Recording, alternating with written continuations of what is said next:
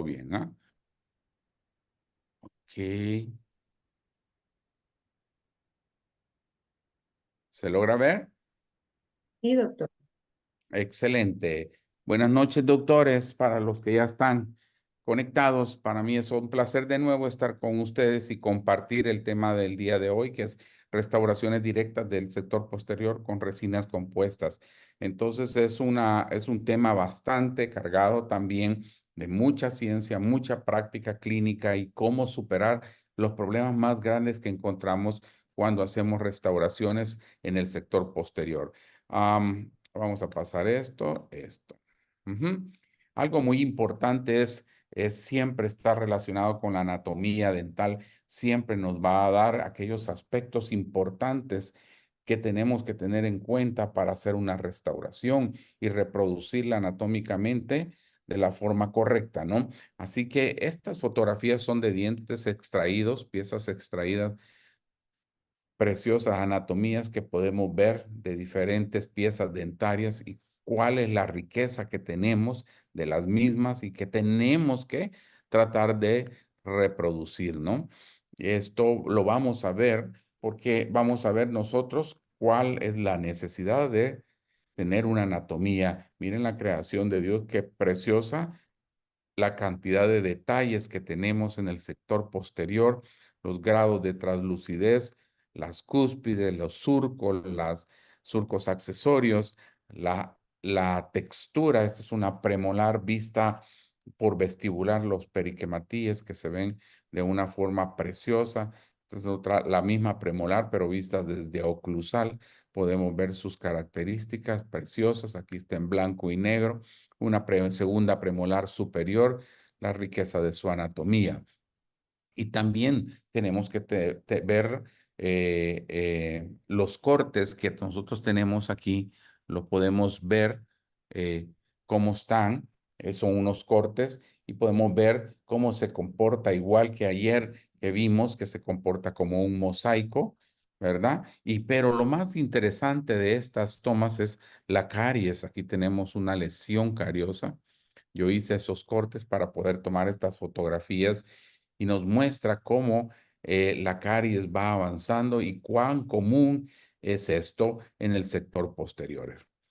Nos preguntamos a veces por qué las restauraciones posteriores han evolucionado tanto, ¿no? Las razones de por lo que estamos llegando nosotros a hacer restauraciones en resina, ¿verdad? Y aquí están algunas de las razones por lo cual ha evolucionado. Primero, los continuos estudios sobre nuevas modalidades restaurativas y conservadoras. Una ventaja de las resinas compositas es la ventaja de que es una técnica ultra conservadora y que podemos ir con un solo principio, el principio de remoción de caries. La demanda de los pacientes por restauraciones estéticas. Muchos de ustedes han enfrentado al paciente y el paciente lo que dice, doctor, necesito una restauración que no sea metálica, que sea ellos dicen de cerámica, pero básicamente están pidiéndole a usted que cambie sus restauraciones de amalgama por resinas, ¿no? La controversia sobre la amalgama dental sigue siendo un punto de controversia para mí. Hay estudios que muestran que sí, hay puede estar relacionado con ciertas enfermedades.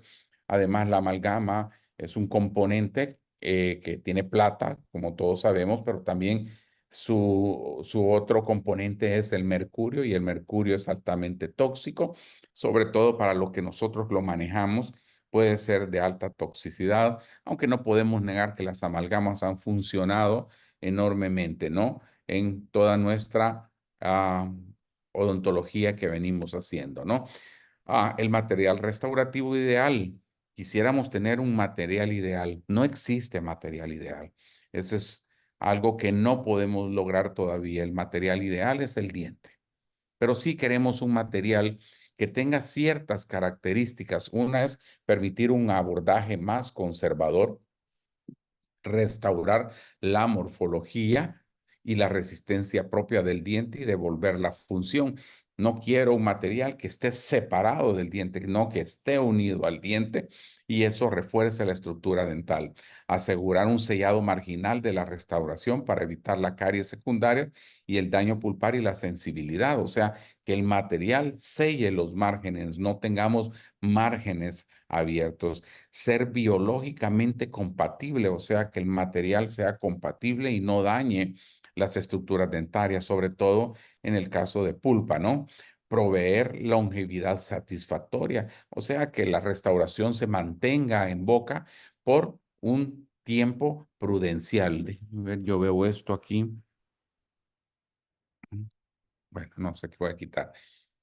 Pero qué problemas más frecuentes yo tengo con mis restauraciones? ¿Qué es lo que debo de tomar en cuenta? Es que voy a tener defectos en las restauraciones. ¿Cuántos de nosotros no hemos hecho una resina y tenemos algún tipo de defecto? Cuando tomamos una radiografía vemos espacios muertos, espacios entre la restauración y el diente que nos traen como consecuencia sensibilidad posoperatoria, contactos y contornos. Mucho paciente llega a la clínica y dice, doctor, quiero que cambie esta amalgama. Nunca les ha molestado y haces el proceso de resina y tienes contactos y contornos abiertos y el paciente retorna diciéndose, doctor, no puedo comer, la comida se me empaqueta entre los dientes, o sea, impacto alimenticio. Devolver la anatomía no es fácil. Yo voy a mostrar una técnica que a ustedes les va a facilitar. Sobre todo, nosotros a veces dejamos muy bonita la resina, pero cuando ajustamos terminamos destrozando la anatomía que habíamos logrado.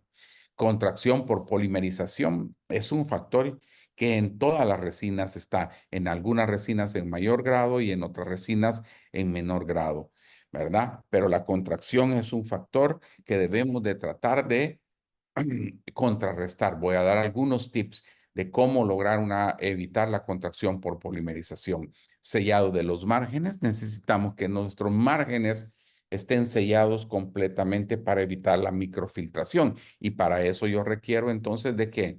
De una buena técnica de adhesión, ¿verdad? Vamos a hablar también un poco de adhesión, ¿no? Problemas más frecuentes que voy a encontrar cuando hago mis resinas y estaba leyendo hace poco, estuve en Santana dando una charla específicamente de fotopolimerización, que es un tema muy importante hoy en día, porque a veces acusamos a la resina de todo, de que no sirve, que no se desalojan, que se fracturan, y la causa principal es la falta de polimerización. Y hacían un comparativo que más o menos el 35 al 40% de las resinas hechas a nivel de los Estados Unidos por un estudio de la ADA mostraron que no están siendo bien polimerizadas. Sobre todo la cantidad de unidades de polimerizado que están en el mercado de gama barata que realmente no están polimerizando. Y eso va a llegar a problemas muy frecuentes como caries secundaria, como lo que aparece aquí. Vamos a tener irritación pulpar. El paciente te dice, no, antes no me dolía y hoy me duele mi resina, ¿no? Las resinas que usted me hizo, doctor. Fracturas de los mismos, de las mismas resinas y desalojos o desalojos de las resinas que nosotros hemos colocado. Aquí muestro una imagen impactante para mí. Es una imagen la cual yo estoy mostrando porque aquí tenemos un desadapte marginal. Aquí hay caries, aquí hay microfiltración, aquí hay desgaste prematuro, aquí hay fracturas, todos los aspectos que yo acabo de hablar. Y cuando le pregunto al paciente cuánto tiempo usted tiene de que le hicieron estas resinas y dice, hace un año me hicieron mis resinas. Y podemos ver entonces que qué pasó. Si decimos que la vida media es de 5 años, no siquiera lograron llegar a un año y tenemos todo este desastre. Esto es polimerización. Entonces es importante que nosotros hagamos las cosas bien. Tips para el éxito clínico. ¿Qué es lo que yo debo de hacer? Esto es lo que más tenemos que luchar algunos odontólogos. Como yo no los puedo ver a ustedes, no sé qué tan jóvenes o si fueron inclusive alumnos míos, ya sé que hay alumnos míos ahí, pero no sé qué generación. pero lo más probable es que algunos ya sean de la generación de la amalgama, cuando nosotros hacíamos y enseñábamos a hacer amalgamas. El problema es que los principios de Black son principios que hoy en día no tienen validez. Si ustedes se recuerdan, los principios de amalgama, voy a recordar algunos, es profundidad de la cavidad. El objetivo era favorecer al diente o a la amalgama. Por supuesto que a la amalgama, porque si la dejábamos muy delgada, se fracturaba. Inclinación de las paredes era otro principio, pero ¿a quién favorecía? ¿Al diente o a la restauración? A la restauración, a la amalgama, para que ésta no se desalojara. El ancho del istmo, a la curva invertida, el acceso por conveniencia, todos los principios, excepto el principio de remoción de caries, tiene hoy validez. Los demás, no. Son principios que ya no se utilizan. Por lo tanto, cuando nosotros hacemos una resina, tenemos que olvidar los principios de Black. Sea lo más conservador posible como pueda, ¿no? O sea, no corte tejido sano para, para hacer un diseño de cavidad. Utilice adecuadamente los adhesivos. Muchos no utilizamos adecuadamente los adhesivos y por eso es que a veces tenemos valores de adhesión muy bajos y sensibilidad postoperatoria. ¿Cómo utilizarlos? Bisele los márgenes. Siempre deberá biselar los márgenes. ¿Cuáles márgenes? También vamos a hablar, porque ayer dije que los biseles estaban contraindicados en oclusal, pero sí están indicados en las cajas proximales, en las paredes bucal y lingual y en el piso gingival, siempre y cuando haya esmalte. Si no hay, no se bisela. Utilicemos una técnica por incrementos. Por mucho tiempo se ha dicho que las resinas se contraen hacia las de luz. Es algo que no es cierto. Las resinas se contraen hacia el centro, o sea, se contraen hacia el centro de la masa y entonces siempre vamos a tener una contracción. Entre mayor es el incremento, mayor es el porcentaje de contracción que vamos a tener. Así que obtenga también buenos contactos proximales. Les voy a enseñar también cómo lograr un buen contacto y contorno. No es fácil, no es como la amalgama, que era mucho más bondadosa. Nosotros poníamos una matriz con un Toffle-Mayer y la condensábamos y al hacer presión formábamos el contorno y el contacto adecuado. Pero en esto no se logra, una resina no puede ser condensada. Entonces, tenemos que tener mucho cuidado cuando manejamos nuestras resinas compositas. Devuelva siempre la anatomía oclusal. No hay razón para no devolverla. Van a haber casos que son muy difíciles de lograr, pero tratemos de hacerlo mejor. Logre un buen adapte interno de la restauración.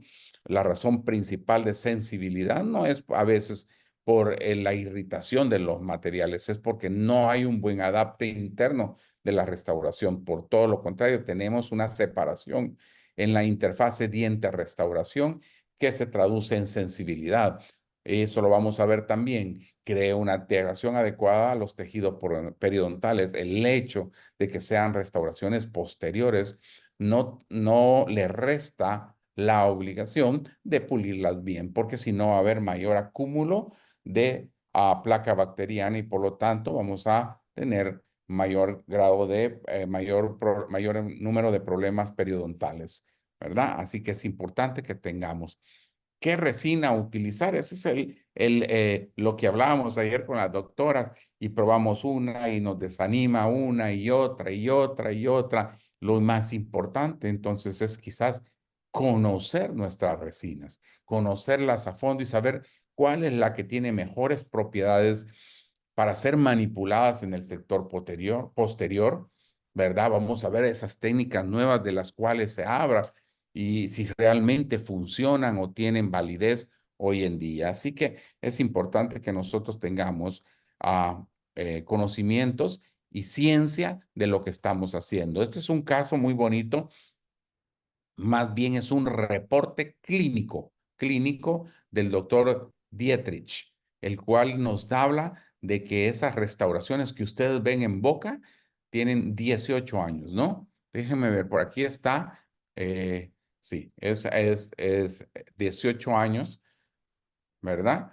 En boca y dice él, las resinas de 5 años, pues la verdad es que han quedado en el pasado y no hay ningún secreto escondido de esto, dice.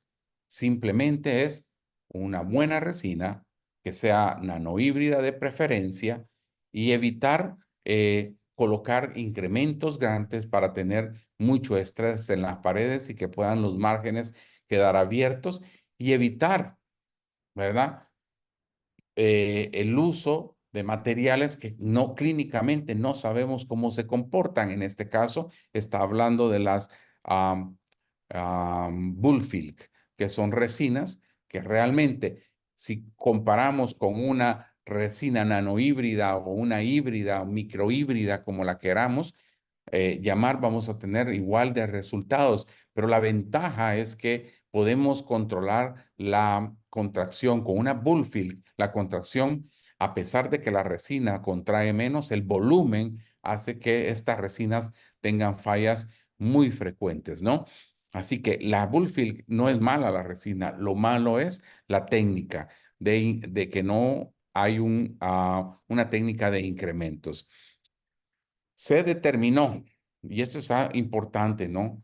Que los responsables directos del éxito clínico son el operador, ¿verdad? Y el material. Ambos tienen gran parte de culpa y de éxito también, ¿no? Así que debemos de escoger el material adecuado y la técnica adecuado para poder restituir restituir el tejido perdido. Ahora, importantísimo es lo siguiente, a mí me gusta enseñar estos esquemas. Estos esquemas nos muestran, porque una de las dudas más grandes, doctor, ¿y cuándo hago una resina? ¿Y cuándo hago una restauración, una incrustación o una corona o una overlay? ¿Verdad? Entonces tenemos esas dudas. La resina es un material que está indicado en la técnica directa para restauraciones de pequeñas a medianas. Y veamos aquí, miren ustedes el respeto que hubo de tejidos dentales. Aquí hay caries en esta fosa y en esta fosa, pero nunca se rompieron las uniones de las paredes bucales con las palatinas. Objetivo, evitar debilitar las piezas dentarias. Tú puedes hacer un pequeño agujero mesial y un pequeño agujero en distal. No tienes que romper y conectar todas estas cavidades. Vas a debilitar el diente y por ende también, si lo debilitas, tallar una resina de mayor volumen es más difícil y las posibilidades de fracaso van a ser mayores. También está indicado en aquellos casos en los que sí tenemos que involucrar todas las cúspides, pero tratemos de conservar nuestras crestas marginales. Se dice que el mínimo que una cresta marginal deberá tener es de 1,5, ideal de 2 milímetros. Evitemos debilitar las crestas porque son las uniones entre bucal y palatino y eso hace que la pieza no pierda resistencia, ¿no? Algunas veces vamos a encontrar restauraciones en proximal. Entonces puedo hacer la pequeña caja proximal mesial y después hacer la distal o la mesial o viceversa sin conectarlas entre ellas. Y aún teniendo en el centro de la pieza dentaria, puedo hacer una cavidad individual, pero evitar que estos componentes de unión, como es la cresta oblicua aquí y las crestas que están de las cúspides, nos permitan quedar intactas, que las permitan ustedes que queden intactas. ¿Para qué? Para no debilitar la pieza dentaria. Aquí están otros esquemas de restauraciones directas en los cuales podemos hacer cavidades individuales sin necesidad de debilitar nuestra pieza dentaria. ¿Ok? Aquí tenemos una técnica directa e indirecta que podemos utilizar como, como modelo la misma boca del diente de la pieza dentaria, lubricar con glicerina, hacer la restauración, no hacer adhesión, quitar la restauración, pulirla y después cementarla. Es una técnica que es un poco complicada, no es fácil de lograr, pero es una técnica válida hoy en día, se está utilizando mucho. Y tenemos una técnica indirecta. Perdón, esta técnica indirecta, directa es cuando los contornos que voy a restablecer, por ejemplo, aquí es una caja muy amplia, restablecer estos contornos con matrices se vuelve muy difícil y también en cavidades que son muy extensas de volver la anatomía se vuelve complicado. Entonces, podemos optar por una técnica indirecta, directa o podemos hacerla indirectamente tomando un modelo, ¿verdad? Y sacando pues un modelo y mandarlo al laboratorio que nos lo fabriquen y cementar nuestra restauración. Hoy en día, pues el modelo puede ser análogo o puede ser digital, ¿no? Dependiendo qué es lo que ustedes quieran. Podremos ir a restituir cúspides o toda la cara oclusal, una overlay. Me imagino que van a ver esa clase. Ahora, importantísimo también es conocer una buena técnica de grabado si es que vamos a utilizar adhesivos de cuarta, quinta o sexta generación, ¿verdad? Hoy en día hay una gran diversidad de alternativas adhesivas, pero quiero ser muy claro con esto, es que los adhesivos de cuarta generación siguen siendo la mejor opción. No hay punto de comparación. Acaba de salir un nuevo artículo que el que lo quiera que me diga, yo se los envío. Comparan los adhesivos universales con uno de cuarta generación y los valores de adhesión son mucho mejores de aquellos de cuarta generación, en aquellos en los que grabamos totalmente, ponemos un primer y ponemos un adhesivo. 3 pasos consecutivos. Desventaja de esta técnica, altamente sensible. Se me puede contaminar. Si no tengo aislamiento completo, voy a tener algún tipo de problema. Desventaja, entonces, si yo no hice una buena técnica, se traduce no solo en valores bajos de adhesión, sino en sensibilidad posoperatoria. Por eso, hacer los pasos correctamente es lo más importante. Hoy en día se está utilizando para evitar la sensibilidad, hacer grabado selectivo en el margen y colocar un primer o un adhesivo de sexta generación en dentina para que haya una interacción, más no un grabado total de la capa híbrida o de la dentina más bien. ¿Ok? Así que es importante que nosotros tengamos claro algunos aspectos. Por ejemplo, este es un diente extraído y yo hice esa cavidad a propósito. El colocar el ácido es importante también. Saber qué concentraciones y cuáles son las características del ácido que voy a utilizar es de suma importancia. Hay dos factores, dos grupos de factores más bien del grabado en el esmalte y depende de los siguientes, ¿no? Propios del agente grabador, qué tipo de agente grabador, qué concentración voy a utilizar y qué presentación voy a utilizar, y propios del esmalte o condición propia del esmalte que yo voy a grabar, porque estos aspectos son los importantes que yo debo de tener en cuenta. Por ejemplo, las condiciones del esmalte. No es lo mismo grabar en un esmalte instrumentado que no uno no instrumentado.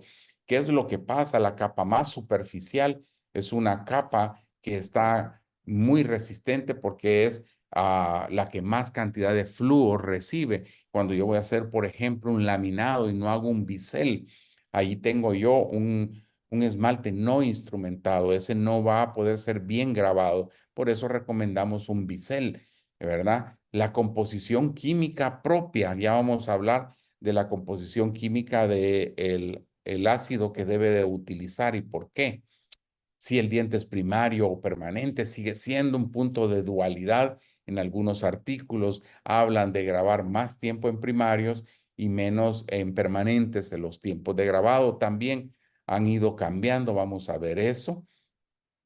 Si estamos ante un esmalte prismático y aprismático o aprismático, perdón, este esmalte lo vamos a encontrar en la capa más superficial. Es una capa que a veces no tiene prismas, entonces el patrón de grabado no es el adecuado. Y también si el esmalte es fluorado, si ha sido, tiene una fluorosis, si el paciente utiliza enjuagues y pastas muy fluoradas. Por eso es importante instrumentar o más bien rayar ligeramente el esmalte. No es para micro retención. No me gusta decir esto porque relacionamos las rayas que podamos crear con una fresa en el esmalte como un medio de retención y no existe ese medio de retención porque la retención es micromecánica por el grabado, ¿no? Ahora, propios del agente grabador, ¿cuál es el agente grabador? ¿Cuál es el que yo debo de escoger? ¿Qué tipo de grabador? ¿Qué concentración son las concentraciones que debo de buscar? Tiempo de grabado, ¿cuánto tiempo voy a grabar? Si grabo menos o más, ¿qué voy a obtener? Forma del agente grabador, si utilizo un ácido o agente grabador en gel o en líquido, tiempo de lavado del ácido, método de activación del ácido, si lo pongo pasivo, si lo activo, lo froto, ¿qué es lo que voy a hacer? Entonces es importante que nosotros tengamos claros qué es lo que debo de hacer. Aquí están estudios que son estudios tradicionales de toda la vida y dice que los mejores valores de adhesión se obtienen con ácidos fosfóricos al 35% por 15 segundos. Eso fue lo que se determinó en este estudio. Otros estudios son más amplios y nos dicen, no importa, puedes utilizar un ácido entre el 35 y el 40%, no hay problema. ¿Verdad? Siempre y cuando sea un ácido fosfórico y por 15 segundos es el tiempo recomendado de grabado, ¿no?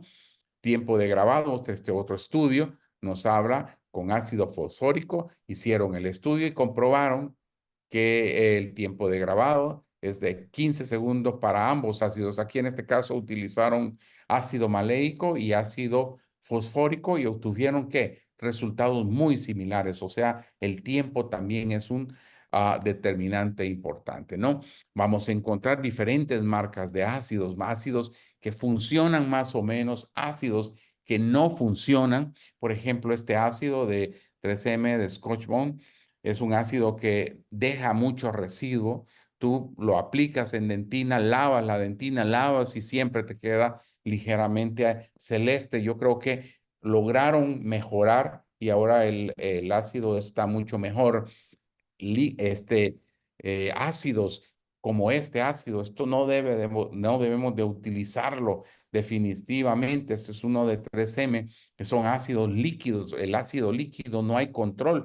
Tú grabas la pieza dentaria y grabas también la pieza vecina. Por lo tanto, vas a tener un grabado iatrogénico que te va a llevar a sensibilidad. Además, estos penetran mucho más en los tubilíos dentinarios, grabando más el diente y produciendo sensibilidad posoperatoria, ya vamos a ver eso. O estos, miren, que son ácidos que vienen en monodosis, son ácidos que no se comportan muy bien. Pero por la otra parte tenemos ácidos fosfóricos al 15% con una concentración extremadamente baja como esta, con el afán de lograr grabar menos la dentina. Pero ¿qué sucedía? No graba muy bien el esmalte. Entonces es importante que nosotros tengamos mucho cuidado con esto, ¿no? No sé por qué me está saliendo lo de la pantalla. No sé si lo logran ver ustedes. Le sale la barra ahí. Si no le sale, no hay problema. Ah, No, doctor, no sabe nada. ¿no sale nada? Ah, pues excelente. A No, mí Solo las imágenes, doctor. excelente, porque a mí me aparece aquí la barra sobre algunas diapositivas, pero si a ustedes no les aparece, no hay inconveniente. Ok, sigamos entonces. Aquí tenemos, imagínense este ácido de Dentsply, es un ácido líquido al 50%. ¿Verdad? Entonces, son ácidos extremadamente agresivos que van a grabar más de lo necesario. Y grabar más no significa que vamos a tener mejores valores de adhesión. Todo lo contrario, vamos a tener un esmalte sobregrabado con un patrón tipo 3. Me imagino que ya les dieron la clase de adhesión y ese patrón es un patrón débil. Lo que hicimos fue barrer con toda la parte inorgánica del diente y vamos a tener unos valores de adhesión muy bajos. ¿Ok? Así que es importante que nosotros tengamos un ácido que sea semigel, ¿verdad? No queremos un gel, pero tampoco queremos un líquido, sino que pueda ser colocado, que tenga tixotropía, o sea, que se quede en el lugar, pero que escurra ligeramente, ¿no? Para que podamos tener un buen patrón. Este es ácido fosfórico al 35%, se llama Ultra Edge, es el gold standard en el mundo, es el mejor ácido, ha sido por 25 años el mejor ácido y lo verán en estudios aquí frecuentes que tenemos porque el ácido, el tiempo de grabado es de suma importancia. ¿Cómo activarlo? No necesitamos frotar el ácido se debe de colocar de forma pasiva, no necesito frotarlo, ¿no? Mucho menos en el esmalte. No hay estudios que digan que se rompen los prismas, pero se sospecha que si frotamos fuertemente podemos romper los prismas que han sido grabados previamente. Entonces tenemos que tener mucho cuidado, ¿no? Perdón, que cuando los estamos grabando, la forma de activación sigue siendo pasiva. El otro aspecto importante es cómo logro yo adhesión a dentina. Es crítica la adhesión a dentina porque estamos removiendo parte inorgánica, ¿no? Y la mayoría de nosotros pensamos que la adhesión se da a nivel del tubulillo, pero no. La adhesión mayor se da en la dentina intertubular, la dentina que está entre tubulillo y tubulillo. Pero recordemos que a mayor profundidad, más tubulillos y menos dentina intertubular. Entonces los valores de adhesión se ven disminuidos, pero no solo eso, podemos dejar espacios sin impregnar con nuestro adhesivo. Por eso la técnica de grabado es muy importante. ¿Qué es realmente lo que hace el ácido? Aquí tienen un corte ustedes, un corte en el cual hay una dentina. Lo que ustedes ven es la dentina intertubular. Esta es toda la parte inorgánica del diente y estas son las fibras colágenas. Este es el tubulillo dentinario y de más acá hay otro tubulillo dentinario y otro tubulillo dentinario. Los tubulillos dentinarios durante el proceso de corte nosotros generamos la capa de desecho dentinaria que es esta. Y tenemos que removerla porque es rica en bacterias y es inestable cuando estamos haciendo técnica de grabado total, ¿ok? Entonces, ¿qué es lo que sucede cuando grabamos nosotros? Perdemos todo eso y dejamos la fibra colágena en esta forma, libre de soporte, no tiene soporte. Lo único que mantiene a esta fibra colágena en esta posición es el agua. Cuando nosotros lavamos, debemos de lavar hasta remover todo residuo de ácido. Por eso es recomendable tener un ácido que sea color intenso para que podamos ver los residuos y lo podamos remover. No existe un parámetro exacto ni fuerza de cómo debemos de lavar, pero sí se dice que debemos de lavar por lo menos unos 20 segundos para dejar libre de ácido las zonas grabadas, ¿ok? Ahora, el problema con los adhesivos es que los adhesivos tienen que entrar en toda esta zona aquí, ¿no? Aquí.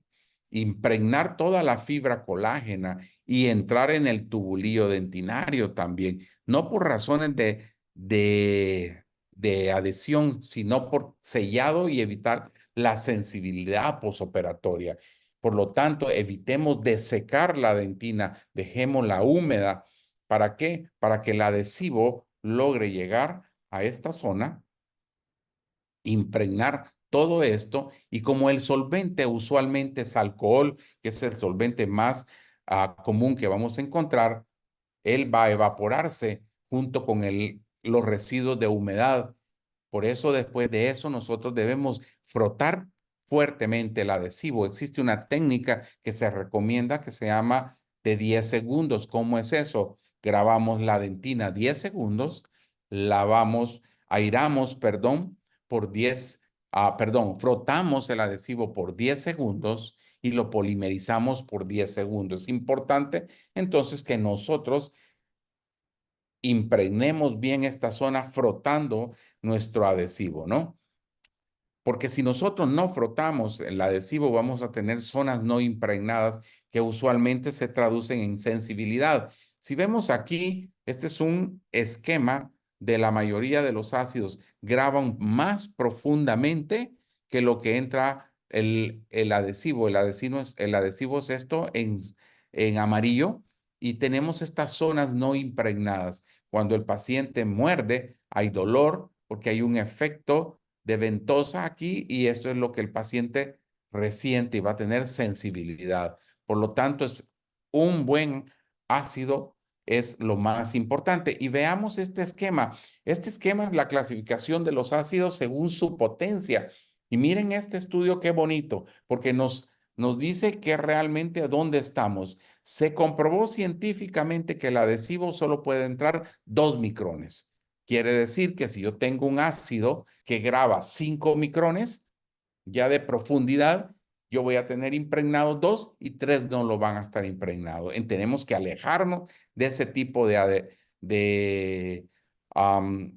ácidos grabadores. Vean aquí, y no tiene mucho que ver, se comprobó que no tenía que ver con la concentración porque aquí tenemos uno ácido fosfórico al 10% y graba 3.2 micrones. ¿Pero por qué grababa eso? Porque era un ácido en solución acuosa.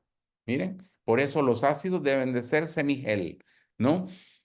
Por aquí tenemos otro ácido fosfórico de la casa Visco al 32%, que tiene algunos componentes como para desinfección y realmente no hacen mayor cosa. Tiene una profundidad de 4 de grabado. Así que debemos nosotros tratar de evitar todos estos aspectos, ¿no? Evitar tener ácidos que sean muy agresivos. Aquí tenemos un ácido de la casa Care al 37.5% y miren cuánto graba 5.6 micrones. Significa que tenemos una profundidad de grabado demasiado, ¿verdad? Y entonces vamos a tener sensibilidad. Aquí tenemos otro grupo, en el grupo de los 2 a 3.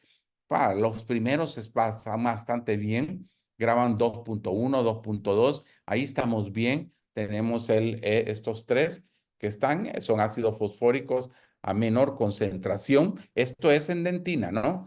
Pero aquí tenemos el ácido fosfórico que les dije, el ácido al 35% de Ultradent, se llama Ultra Edge, graba 1.9 micrones. Y la ventaja de este ácido es que no importa el tiempo que lo dejes, siempre vas a grabar 1.9 micrones. No grabas más del tiempo porque se neutraliza fácilmente. Entonces tenemos que tener mucho cuidado. Esta tabla la pueden encontrar en este libro que es espectacular. Esta es la versión antigua y también está el estudio, que es un estudio de Perdigao y donde fue publicado.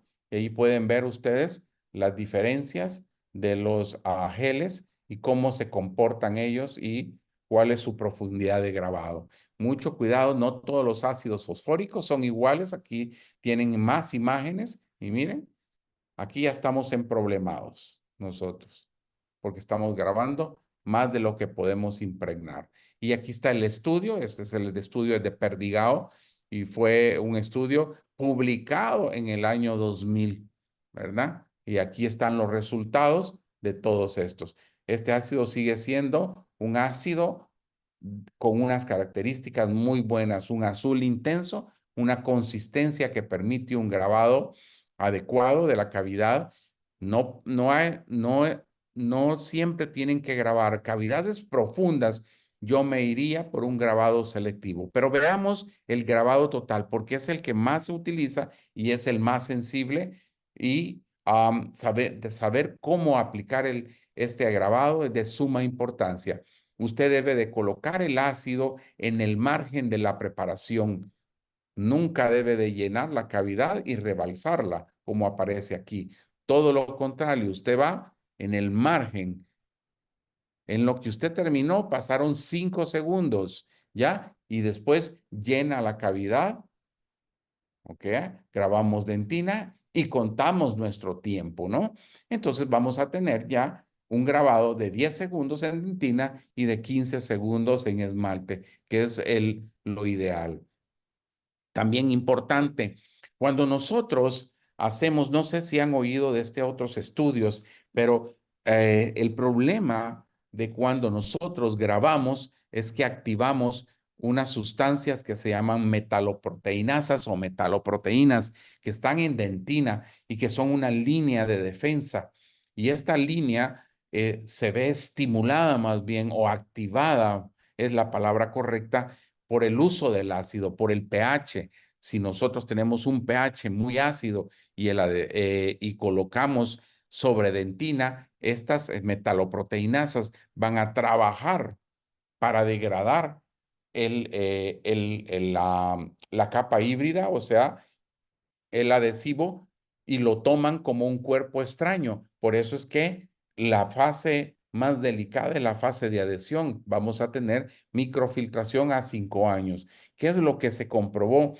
Que colocar gluconato de clorexidina dentro de la cavidad inhibe las metaloproteinasas por cierto tiempo, no por siempre. Siempre ellas se van a volver a activar cuando ellas perciban que hay un cuerpo extraño y el cuerpo extraño es el adhesivo. Ahora, ¿quiénes lo activan? Es el ácido.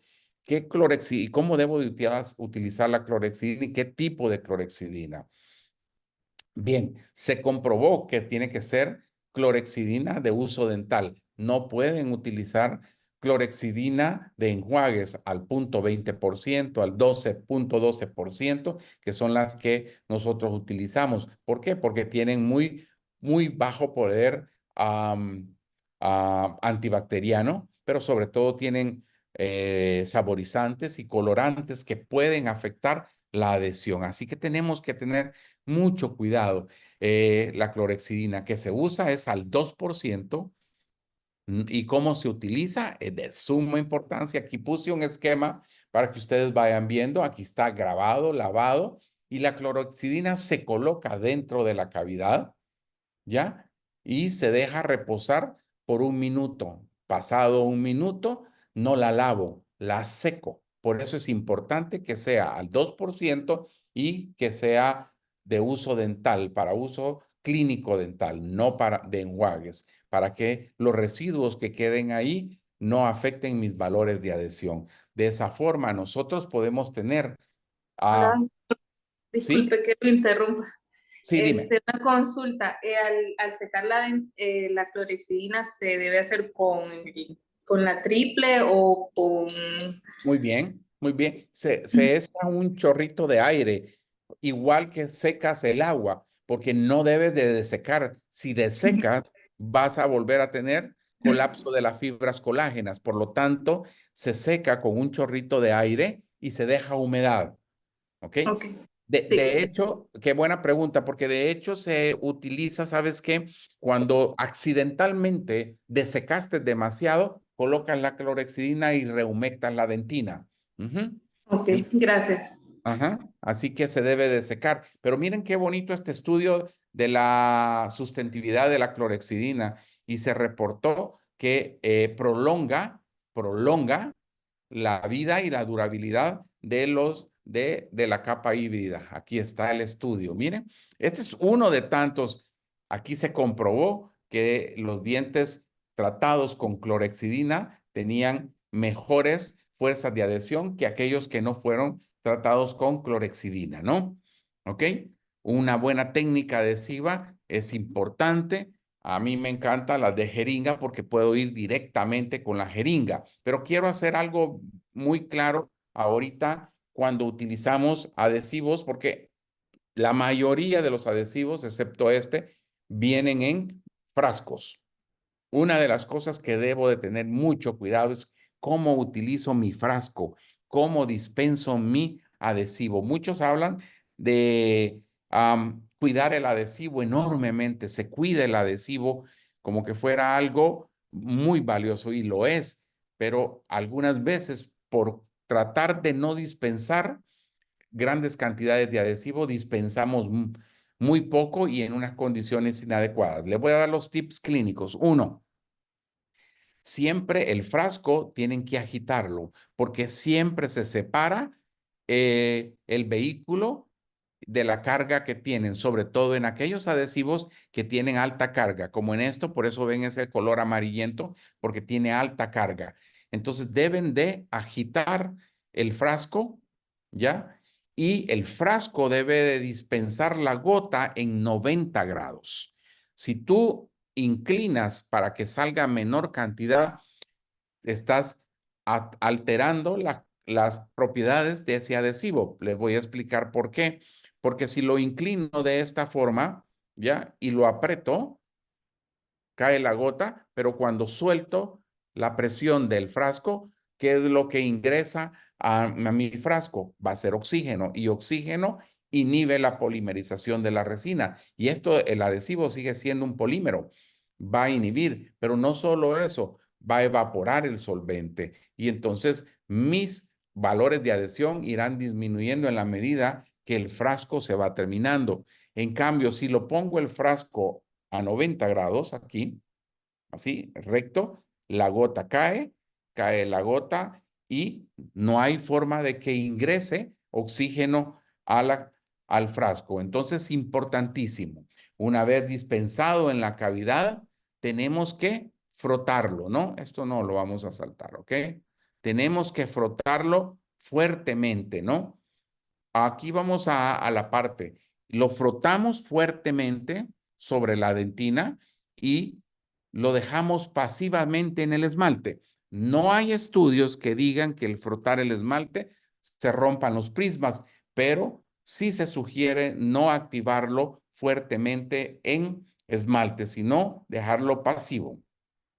Una vez has hecho este proceso, deberás airar un chorro de aire leve. ¿Cuál es el objetivo? Evaporar el solvente que contiene el adhesivo. 2, adelgazar la capa del adhesivo, ¿verdad? Queremos evitar que te vayan a quedar charcos o en las paredes y en los ángulos de las paredes. Debe de tener un brillo homogéneo. Evita dejar grandes cantidades de adhesivo. Así que tienes que airarlo por lo menos unos 15 segundos, 20 segundos de aire para adelgazar la capa, pero asegúrate que no queden charcos de adhesivo, ¿no? Una vez hecho eso, deberás polimerizar. El tema de polimerización, les decía yo, la semana pasada estuve con Santana dando un tema específicamente sobre polimerización. Y la pregunta es, ¿cuánto de tiempo debo de curar mi adhesivo, no? Porque el problema ahora en los tiempos es que tenemos unidades de polimerización, llamadas lámparas de polimerización, con diferentes intensidades. Unas diciendo que debe de polimerizar 5 segundos, otras que debe de polimerizar 1 segundo, 3 segundos. Pero la verdad es que se recomienda que hagamos una polimerización a más o menos 1000 miliwatts por 20 segundos. Eso es lo que se recomienda. ¿Por qué? Porque yo quiero que esta capa adhesiva, que va a ser la que va a brindar aislamiento de la resina y de todos los componentes que voy a agregar al diente, esté polimerizada en su totalidad. Se ha comprobado que polimerizar a corto plazo con gran intensidad no se logra un polimerizado correcto del adhesivo, pero sí puedo curar 20 segundos y en 20 segundos a 1000 miliwatts no pasa nada. Voy a tener beneficios porque voy a tener un adhesivo bien polimerizado y voy a tener una capa híbrida estable a largo plazo. Por lo tanto, 20 segundos de polimerización. También se comprobó que el extender los tiempos de polimerizado no solo mejoran la calidad de la adhesión, sino que también permiten la evaporación de los solventes, ¿no? Así que es importante que nosotros tengamos claro cuando polimericemos, ¿no? Aquí estamos polimerizando la misma pieza y aquí tenemos ya listos. Asegúrense que la unidad de polimerizado sea la que tenga mayor grado de irradiancia, se llama eso, y que la punta activa esté colocada al centro y que abarque toda la superficie oclusal.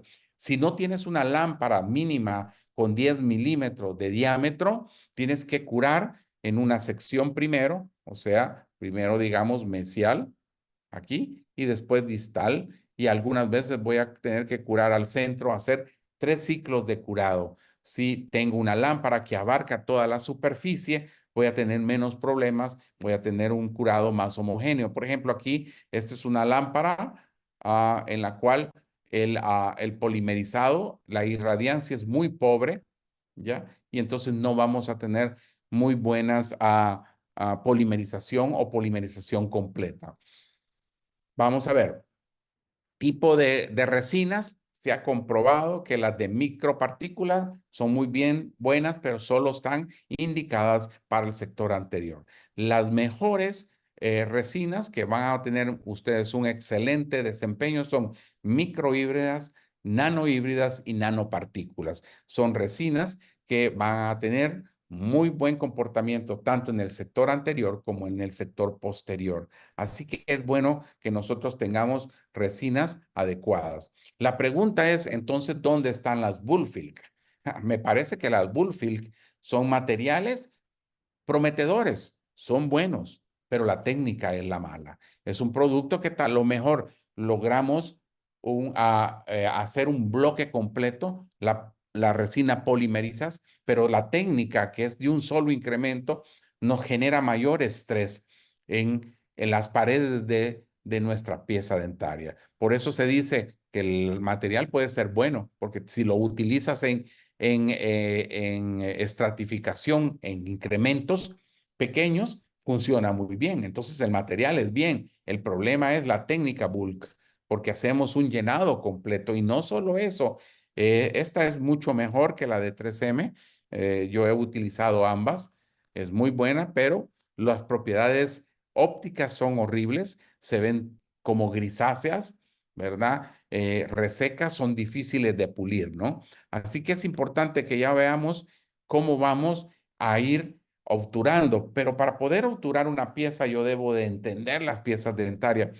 Muchos hablan de diferentes técnicas y yo las voy a decir allí. Hay técnicas de obturación y cada uno defiende su técnica, pero quizás acerquémonos a este estudio. Este estudio es precioso, también está a la disposición el que lo quiera. Yo creo que este cambió la forma de pensar de algunos que la utilizamos esta técnica, porque la mayoría de ustedes, me imagino, utilizan una técnica en capas horizontales.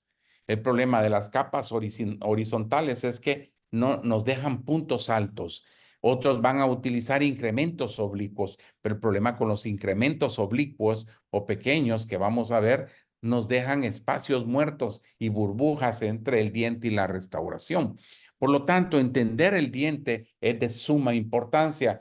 Yo lo que hice fue que tomé dientes extraídos, por eso aquel que me quiera regalar dientes, siempre estamos haciendo pruebas de todo y los pusimos en un ácido y les diluimos el esmalte. ¿Y qué es lo que hicimos? Les quitamos el vestido al diente y encontramos características muy bonitas. Miren, estos desmineralizaciones yo las hice en la clínica. Ese es el diente y aquí está el diente sin esmalte, solo la dentina.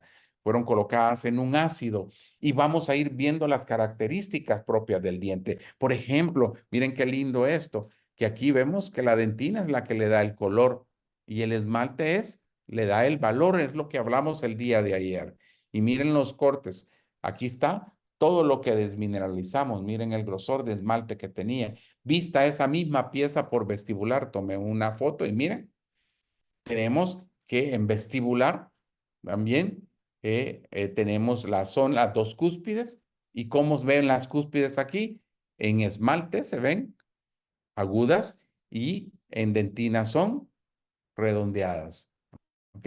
Ven el color y la saturación. Aquí está la zona desmineralizada. Aquí está por la parte palatina. Mismos principios. Vamos a ver redondeados versus puntas agudas en esmalte, ¿no? Aquí estamos. Lo mismo vamos a ver en mesial.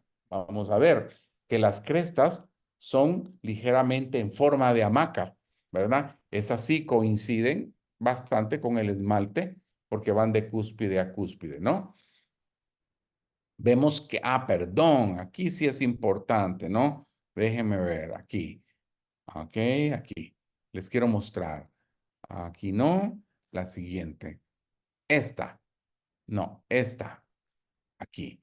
Puedo ver que el diente en esmalte es convexo, pero en dentina es cóncavo. Es cóncavo, no es convexo. Y ahí vamos viendo las diferencias, miren. Convexo y cóncavo, ¿no? Y vemos distal, igual, vamos a ver, poder ver la pared bucal y la pared palatina y vemos cóncavo, cóncavo, y aquí vemos convexo, convexo. Si le sobreponemos la parte desmineralizada, vamos a ver ese efecto. Miren qué lindo esto, ¿eh? Aquí está una premolar, siempre la parte en dentina son cóncavas, y aquí nos voy acercando, nos vamos a ir acercando a todas las características del diente, ¿no? Miren, miren cómo nos vemos aquí y aquí. Ok, pero la parte más importante es cuando desmineralizamos y vemos la cara oclusal. Y vemos que la cara oclusal, igual que la vestibular, es en forma de hamaca. Es en forma cóncava. Y nosotros colocamos incrementos de dentina en forma horizontal. Cuando llegamos al punto de oclusión, vamos a encontrar puntos prematuros, ¿no? Porque nosotros estratificamos horizontalmente. Y aquí podemos ver otra toma, miren, la cara oclusal es cóncava en todas las piezas dentarias. Miren, aquí estamos. ¿Ok? Entonces, mis Doctor, incrementos, ¿sí? Dígame. doctor, disculpe la pregunta. Entonces, si nosotros realmente incrementamos de manera horizontal y ante estas características que usted nos está mostrando de cómo es realmente, cómo sería entonces la mejor opción de incrementar la resina, o sea, cómo habría que colocarla. En forma cóncava. Ahorita les voy a decir la técnica. Y aquí tienen ustedes un esquema de todas las características. Miren, en esmalte las crestas son redondeadas, aquí convexos, convexos, lo que acabamos de hablar, ¿ok? Esto no es tan importante como cómo incrementamos. Y si vemos el corte, que ayer les mostré estos cortes, miren la dentina aquí, es cóncava, no es plana. No es plana y tiene que ser cóncava, porque si tú la haces horizontal aquí, el puntero se logra ver, ¿sí? ¿Sí? No, doctor. No se No, ve el... doctor, no, Ay, no yo creí sabía. que el puntero se estaba viendo, ¿no? Qué lástima, ¿no? Ah, qué problema. Pero si ustedes ven aquí la cara oclusal, si ven a nivel del surco central de esa pieza, si ustedes colocan un incremento de forma horizontal, ¿sabes qué vas a tener? Un punto de contacto prematuro ahí. Tú lo tienes que colocar cóncavo. Creí que se estaba viendo el puntero. Aquí está otra toma y yo aquí utilizando el puntero y creyendo que se ve. Pero ven la dentina como es cóncava, ¿ok? En el corte. Y le voy a explicar entonces cómo lo coloco. La pregunta que la doctora me acaba de hacer. Esto lo vimos ayer. Lo primero es importantísimo. Nos habíamos quedado en qué? En adhesión. Ya adherimos, ya sabemos cómo grabar dentina, sabemos cómo grabar esmalte, sabemos cuál es la consistencia adecuada de nuestro ácido, sabemos cuánto es el tiempo de grabado, sabemos ¿qué más? Que tenemos que aplicarlo activamente. Sabemos que debemos desinfectar la cavidad y la desinfección es puramente, oiga, por la clorexidina, porque se activan las metaloproteínas. No nada más, porque lo demás no importa. Desinfectar el ácido barre con el 90% de las bacterias, entonces no va a haber problema. Pero ya estamos ante una fase adhesiva, ya polimerizamos por el tiempo de 20 segundos. Ahora tengo que crear un piso sellado. Y esto es lo que yo hago. Y aquí va tu respuesta que me acabas de preguntar. Lo primero es colocar una gota en el piso pulpar, en todo el piso pulpar. Si tengo ángulos, porque allí había una amalgama, por ejemplo, lo ideal es agregar un poquito de resina fluida, que no te queden ángulos, sino que la cavidad quede sellada y con ángulos redondeados. ¿Para qué? Para que cuando lleves tu resina composita no tengas espacios muertos que se traducen en sensibilidad. ¿Cuánto debe ser esta capa? 0.5 a 1 milímetro. No debes de colocar mayor grosor. Las resinas fluidas no tienen buenas propiedades físicas y sobre todo se contraen más que las resinas compositas de pasta, ¿no? Así que tenemos que tener mucho cuidado. Después de eso, ¿sabes qué hago yo? Yo utilizo mucho, ayer hablamos de las diferentes opacidades, yo trato de utilizar solo cuerpos. Aquí si yo me voy con cuerpos, nunca escojo el color y ¿sabes qué coloco? Un A3.5 para reemplazar la dentina. Y aquí viene tu respuesta. Ahorita yo ya tengo sellado, ¿verdad? Ya no puede haber nada más que colocar una pasta, ya no puedo colocar resina fluida, yo ya coloqué una resina fluida. Y miren lo que hago. Hago lo siguiente, lo puedo hacer y lo vamos a hacer en la práctica nosotros. Coloqué toda la parte en el piso, la pasta, allí no está polimerizada. La pasta, o sea, la resina convencional se lleva al límite amelodentinario, tanto por bucal como por lingual. Y con un instrumento romo, como un explorador endodóntico o hago el surco central y separo el componente vestibular del componente palatino. ¿Por qué? Porque yo no quiero contracción por polimerización en esa zona. Entonces voy a separar ambos componentes. Si me dice alguien, pero doctor, entonces se va a exponer diente. No, porque yo ya sellé el piso pulpar. Y tengo entonces un incremento. ¿En qué forma? En forma de hamaca. No quiero hacerlo así. Puedo hacer primero la parte bucal y después la parte palatina, siempre inclinadas en forma de hamaca. Entonces, una vez hacemos eso, polimerizamos y hoy si hago las cúspides en incrementos pequeños, en bolas pequeñas, con un color, usualmente yo ocupo un cuerpo A2, A1 para las cúspides, ¿ya? Y voy colocando cada incremento hasta terminar, miren. ¿Y qué es lo que obtengo? Obtengo todos los surcos y ¿qué veo? El surco lo veo amarillo, como es en el diente, sin usar tintes. ¿Por qué? Porque yo puse un A3.5 para reemplazar, ¿qué? Para reemplazar mi dentina. Y ahora coloco siempre cuerpo, pero un tono más claro en la superficie oclusal. ¿Alguna pregunta hasta ahí? Porque esta es la parte más importante. Miren. ¿Alguna pregunta? Pueden preguntarme ahorita, ¿no? Porque ahorita es la parte más importante. Yo solo estoy haciendo un esquema. Ya vamos a ver casos clínicos. Doctor, Sí. Ujú. yo tengo una pregunta. Entonces, recapitulando, sería el ácido, luego sería la clorexidina, luego el adhesivo, luego ponemos la base de resina fluida y ya luego por incremento, pero. Así es. Esa es la Ajá. secuencia.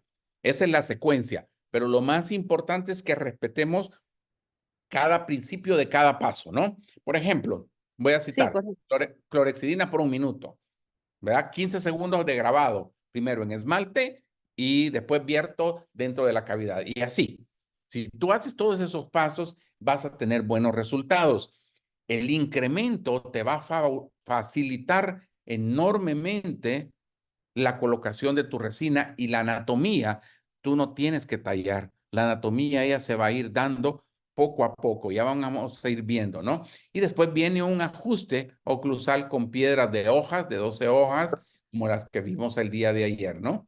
Quitamos Una excesos. consulta. Sí, dime. Ujú. Una pregunta. ¿La capa de resina fluida se fotopolimeriza antes de poner el incremento o se Sí. debe No, polimerizar de un solo, los dos? no. Buena pregunta. Existe una técnica y la vamos a hablar después en las cajas proximales, ¿no? Existe una técnica en la cual podemos nosotros colocar pues resina fluida sin polimerizar. Hoy en día está creando controversia, fíjate, porque se está diciendo de que no funciona muy bien al hacer eso, porque lo que hacemos es que mezclamos dos materiales con propiedades físicas totalmente diferentes. Entonces, hay mucha dualidad. Yo lo hago en las cajas, dejo un poquito de resina fluida y después coloco mi resina y curo a las dos a la vez. Solo en ese caso, solo en las cajas. Pero es un punto controversial. En el piso pulpar debe de ir bien polimerizado. Eso garantiza que no tengas sensibilidad postoperatoria, ¿ok? ¿Sí? Ok, Así que, gracias, doctor.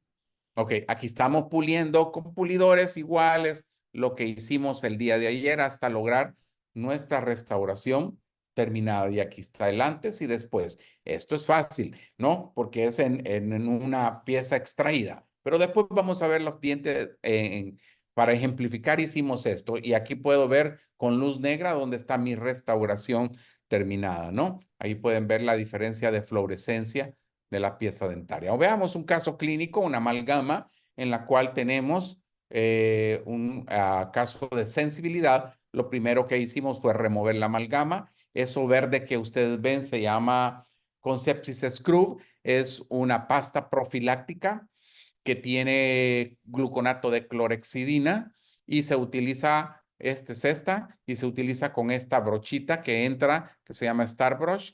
Hoy las encuentran fácilmente en todas, hasta en marcas muy baratas, para ir dentro de la cavidad. Después de eso, hicimos miren aquí, por favor, y préstenme atención. Aquí hice una variable. ¿Y cuál es la variable? Que ahorita estoy desinfectando, ¿sí? Y no he grabado. ¿Pero por qué estoy desinfectando? Porque en este momento yo voy a colocar un protector pulpar en la zona más profunda. Entonces, yo debo de desinfectar esa zona. Esa zona es una zona de caries retenida. Para muchos podrá ser caries y activa, pero no, eso es una caries retenida. Entonces, yo desinfecté y ahora coloco ¿qué? Eso es todo la base científica de lo que estoy hablando. Doctor, disculpe, Sí, el Conceptis Screw, ¿para qué lo utilizó primero? para limpieza, es en vez de piedra pómez. Ah, ya, gracias. Sí, es solo para limpieza de la cavidad, ¿ok? No tiene ningún efecto la clorexidina porque después yo estoy haciendo todo otro proceso, ¿no? Que sería grabado y todo se va a ir. Pero miren aquí, yo coloqué la clorexidina ¿cuándo? Antes. ¿Por qué? Porque estoy colocando protección pulpar. Miren, doctores, es bien difícil llegar a un común acuerdo. ¿Coloco protectores pulpares hoy en día? Casi no. Casi no, prefiero colocar el adhesivo directamente. En este caso, yo hubiera colocado hoy en día quizás un adhesivo de sexta generación a un grabado selectivo, pero muchos no creen en eso, creen más en la colocación de un ionómero de vidrio. Aquí coloqué un hidróxido de calcio, ¿verdad? Que no hay exposición, pero se tendía a utilizar liners con mayor frecuencia. Hay gente que los utiliza todavía y después coloqué un ionómero de vidrio. Una vez hecho eso, yo hice el grabado como se los acabo de enseñar. Miren, ¿ya? Después grabamos dentina, secamos, esos son unos pellets especiales de la casa Boco, ya no se encuentran mucho, pero no dejan residuos para no desecar, pero con la jeringa triple pueden desecar. Después frotamos y colocamos 2 capas consecutivas de adhesivo, frotamos activamente, airamos por 10 segundos, ¿sí? Frotamos por 10 segundos, airamos por 10 segundos, polimerizamos por 10 segundos. Y quiero que vean este caso. Ven que no hice la capa en el piso pulpar, ni hice la capa en sentido, sino que utilicé una técnica de incrementos oblicuos. Esta técnica casi siempre va a atrapar burbujas, nos va a dar problemas. Entonces yo no recomiendo esta técnica, pero eso es lo que hicimos. Coloqué un tinte ocre se le llama a ese color, que es más marrón. Después coloqué un color esmalte. Colocamos glicerina. Traten de colocar glicerina en la última capa, que es la capa inhibida, para evitar esa capa pegajosa de la resina, tengan un mejor polimerizado y tengan una capa sin libre de oxígeno, ¿no? Aquí está, este es el caso, cómo llegó y esto es lo que logramos nosotros con nuestra resina, ¿no?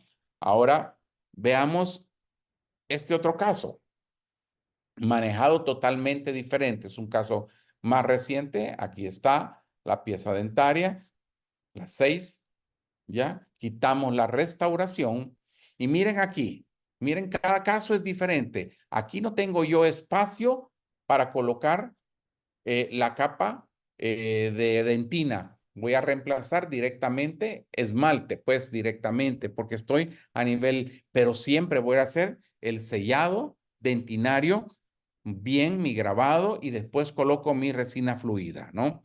Ahora, importantísimo, todas las resinas se contraen entre el 1.35% al 3%. Unos dicen que ahora se contraen el 3% y se contraen hacia el centro de las paredes, creando estrés sobre las paredes y esto se termina produciendo dolor. ¿Cuántos de ustedes no han hecho una cavidad en la cual ustedes han colocado una resina clase 1 pequeñita y el paciente retorna y te dice, doctor, cada vez que muerdo me duele? Lo primero que tienen que sospechar es un punto alto, pero usualmente lo quitan y el dolor continúa. Y el paciente dice, y cuando muerdo pan o las cosas más suaves me duele. Eso es factor C.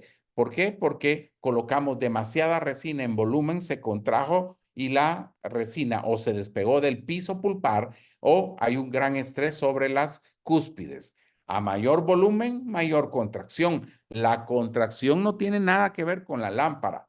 Lo que se contrae es el volumen de tu resina y si tu resina se contrae el 3%, se va a contraer el 3%, ¿no? Entonces, se ha comprobado que si tú pones menos intensidad, hay lámparas que tienen efectos como de steps que van de más suave, y dejan de polimerizar adecuadamente, tu dureza de tus resinas va a se ver disminuida. Tenemos que tratar de generar la energía necesaria, que es de 16 joules por centímetro cuadrado, ¿verdad? Y eso usualmente las nuevas lámparas lo tienen ya controlado. Esos 16 joules son más o menos, van a depender de la cantidad de irradiancia de tu unidad de curado, ¿no? Por ejemplo, si tienes una unidad de curado que es de 800 miliwatts, tú tienes que curar por 20 segundos. ¿Por qué? Porque 20 por 800 es 16,000 milijoules por centímetro cuadrado. Quitas el 0 y te quedan los 16 joules. Ahora, si tienes una lámpara de 1600 miliwatts, entonces solo requieres de 10 segundos porque 10 por 1600 así es como sacas la verdadera irradiancia y energía necesaria para poder polimerizar. Por eso es que a veces no entendemos si tu lámpara es muy antigua o es una lámpara china y tienes apenas 400 miliwatts, tu tiempo de curado va a ser de 40, porque 40 por 400 son los 16 milijoules, 16,000 milijoules que se traducen en 16 joules. Entonces, así es como debes de sacar tus conclusiones, ¿no? Se dice que las resinas pasan por 3 fases, la fase pregel, el punto gel o fase gel y fase postgel, ¿verdad? Y se dice que se van acomodando. El punto más crítico es el punto gel porque es el momento en cual empieza a endurar. Hay diferentes teorías y dicen que en ese punto se empieza a ser más rígido y podemos controlar ese punto. Usualmente hay mucha dualidad. Algunos lámparas tienen step ramping, o sea, van de menos intensidad para que el punto gel, que es el segundo punto que ven ustedes ahí, no sea tan rápida la contracción y no queremos generar mayor fuerza de contracción, pero no contracción, porque la contracción siempre se va a dar. Porque nosotros si hacemos esto, miren qué es lo que sucede.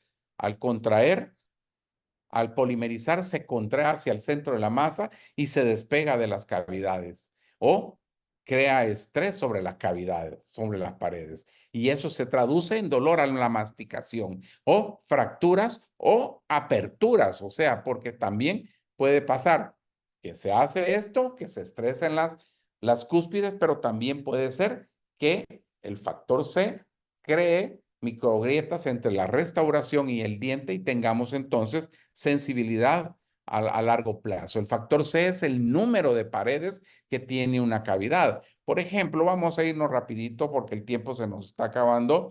Tenemos un factor C más elevado, lo tiene una clase 1. ¿Por qué? Porque en una clase 1 tengo una pared bucal, una pared distal, una pared mesial, una pared palatina y un piso pulpar. Entonces el factor C es de 5, ¿ya? Así que esa es la más difícil de lograr. En la medida que vamos perdiendo paredes, tenemos efectos diferentes, ¿no? Así que aquí tenemos esto. La contracción por polimerización es en volumen y va a ceder en la zona más débil. Y usualmente la zona más débil es el piso pulpar. ¿Por qué? Porque es la zona en la cual tenemos nosotros menores valores de adhesión porque tenemos menor cantidad de dentina intertubular, ¿no? Y si no hay sellado adecuado, por eso yo les digo, sellemos adecuadamente. Muchos dicen poner una base de ionómero de vidrio. El problema es que se despega entonces en la interfase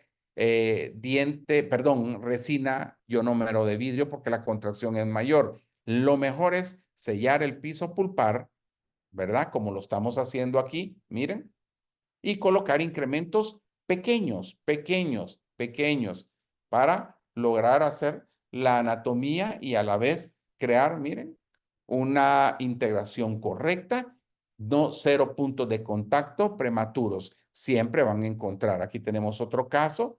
Después, miren este caso, siempre la preservación, y lo dije al principio de la estructura dentaria, es parte del éxito. Este es un diente con una caries mesial aquí y una caries distal.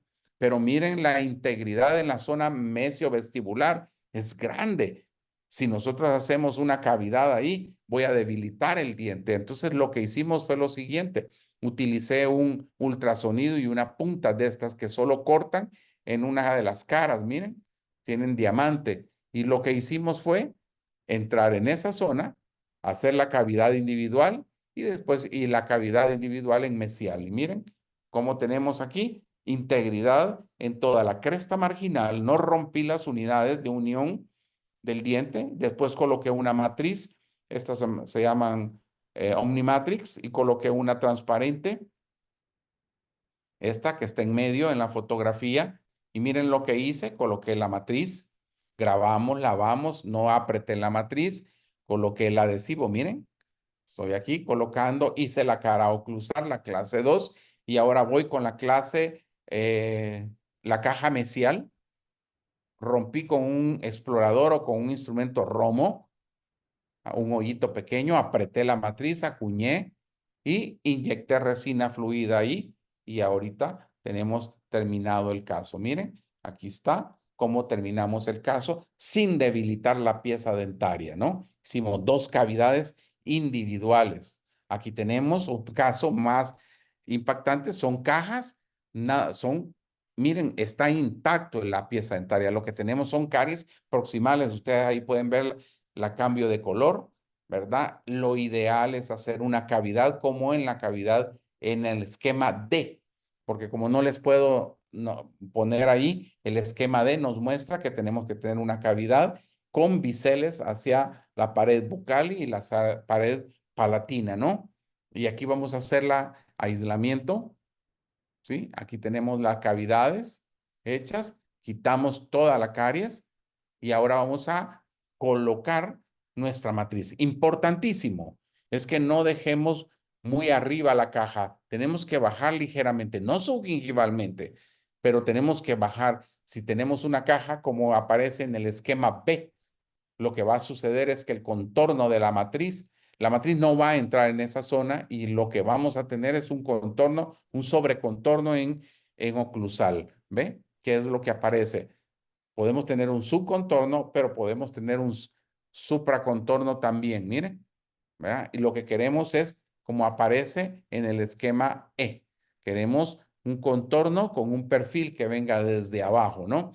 Lo ideal es tener buenos anillos y buenas matrices. Estas son algunas de las matrices que utilizo. Yo utilizo más marcas, ¿ya? Y estas son las matrices de preferencia, porque si ocupas, como aparece en el esquema A, una matriz Toffler-Mayer, lo que vas a tener es un contacto plano.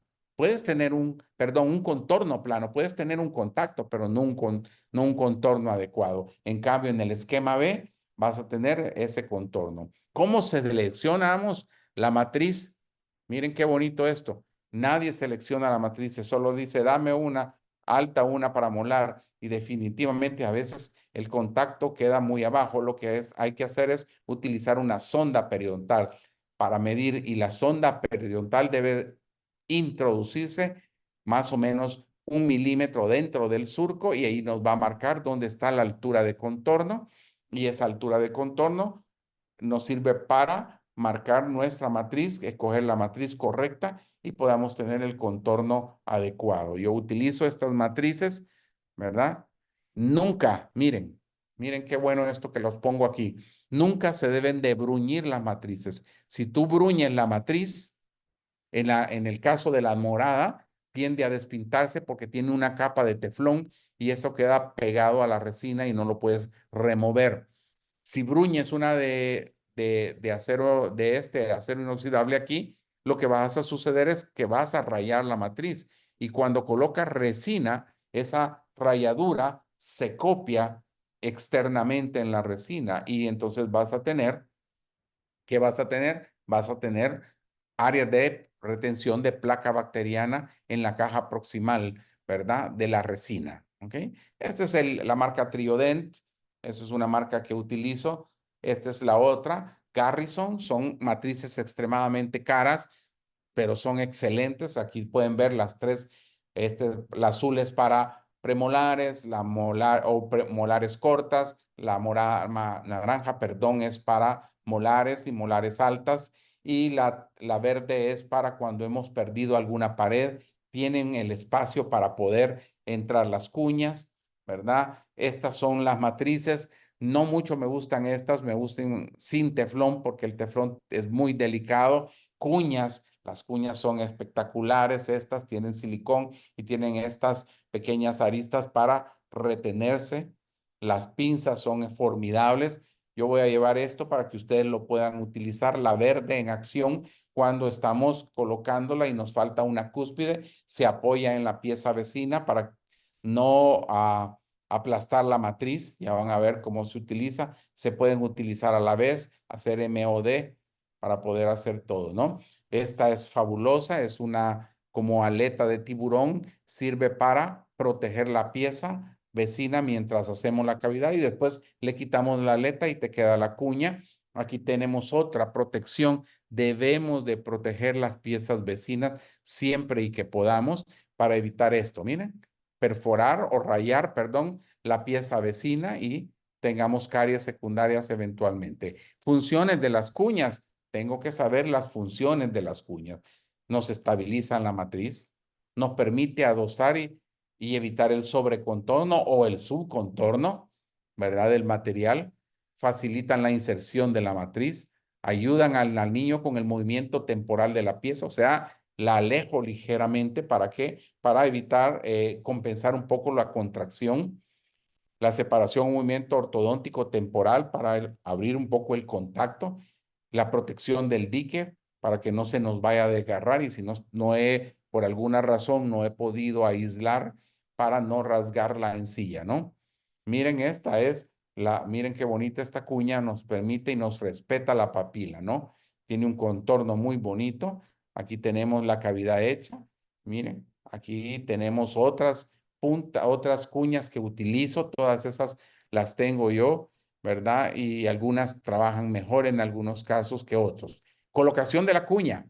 La colocación de la cuña es importante, deberá ser colocada siempre de la zona más estrecha del diente. Cuando lo vemos desde oclusal, el diente todos convergen hacia palatino o hacia lingual. Por lo tanto, la cuña entra desde el lingual en una inclinación de 45 grados. Cuando hemos llegado a la parte media, donde está la papila, generamos un movimiento hacia abajo, miren, y deslizamos la cuña. No recta. Si la colocas recta, lo que va a suceder es que vas a desgarrar la papila, ¿no? Así que debes de colocarla en una inclinación de 45 y cuando vas llegando a la zona de la papila, las rotas. Aquí tenemos las cavidades hechas que habíamos visto. Voy a colocar el anillo, coloqué el anillo azul, ¿verdad? Yo nunca hago, puedo hacer mesial distal a la vez, pero nunca hago dos cajas a la vez. Hago la primera caja, grabamos, lo mismo que les dije, no hagan esto porque miren, al bruñir la matriz, copiamos todo, miren, y eso es lo que a ustedes les va a quedar grabado y eso se traduce en placa bacteriana eventualmente, atrape de placa bacteriana. Grabamos, lavamos, secamos, misma técnica, ¿no? Frotamos, miren, airamos, fluida siempre. Ok, mira. En este caso, doctor, el que me preguntó, ¿puedo dejar de sin polimerizar? Les digo, es un punto dual. La gente está diciendo no haga eso, porque son mezclando dos materiales. Es preferible, dicen ellos, colocar fluida, pero muchos dicen que las fluidas tienen igual de características y propiedades físicas ópticas que una resina normal, la nueva generación de fluidas, pero tendríamos que saber cuáles son. Ahí yo dejé sin polimerizar la resina fluida y después coloqué un incremento de resina instrumental. Ayer lo vimos, me lo voy a pasar. Sistemas de pulido, ese es fabuloso, esos sistemas de pulido son bellísimos, ¿no? Incrementos. Hay una cantidad de técnicas. A mí me parece que esta es la mejor técnica estratificada. Horizontalmente con resina fluida o con un poquito en la caja. Estoy hablando de la caja. Y después yo coloco un incremento. Si la caja es más de 2 milímetros, yo coloco, si es de 2 milímetros, coloco la cresta completamente. Si es mayor de 2 milímetros, coloco un incremento y después otro incremento como aparece en el esquema, ¿no? Un incremento bucal y después un incremento palatino, ¿ya? A esta técnica de Lutz es otra técnica con un incremento oblicuo, el que es el número 3, complicada de hacer. La de Dietrich, miren la cantidad de incrementos, todavía más complicada, ya no se usan. La de Uribe, en incrementos en forma de hamaca. Estamos hablando de la caja proximal, ¿ya? Y aquí tenemos la Bertolotti, ¿verdad? Que nos decía que una capa horizontal, después una oblicua, después otra oblicua. Complicadísimo llenar. Lo mejor es ir y hacer estas son las más utilizadas hoy en día horizontalmente. Estamos hablando solo de cajas, doctores. No estoy hablando del piso pulpar. Y después poner los incrementos todos horizontales y recomienda 2 incrementos oblicuos. A mí me gusta más horizontal y después la unión a nivel de la cresta dependerá del ancho de la caja, ¿no? Siempre se puede humectar un instrumento. Yo humecto utilizando esto. No humecten con adhesivos. Los adhesivos son hidrofílicos y entonces vamos a tener problemas. Así que humecten. Utilizo estos pinceles de estilo italiano. En el sector posterior utilizo el fino. El recto es para sector anterior. Y hago, miren, la cresta. ¿Por qué la hice toda de un solo? Porque es una caja de menos de 2 milímetros. Entonces hice la cresta y ahora puedo quitar mi cuña, perdón, mi cuña, sí, y mi banda y mi grapa y mi anillo y hago la caja, la cara oclusal. Miren, ahora puedo pulir fácilmente, pulo todo, dejo bien pulido, quito los excesos y vuelvo a colocar. Instrumentos de pulido hay una gran cantidad.